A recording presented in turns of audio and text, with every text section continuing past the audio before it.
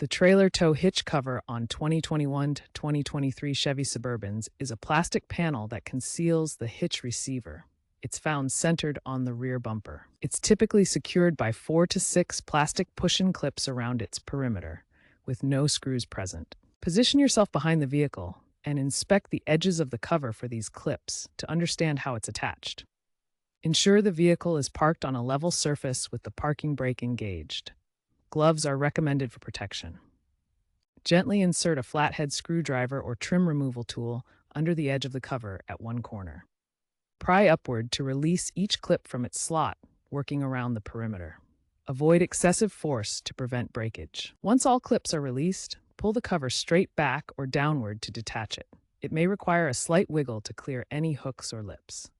Clean the cover and store it safely, or reinstall it by aligning and pushing the clips into place until they snap securely. If the cover feels stuck, inspect for rust or debris.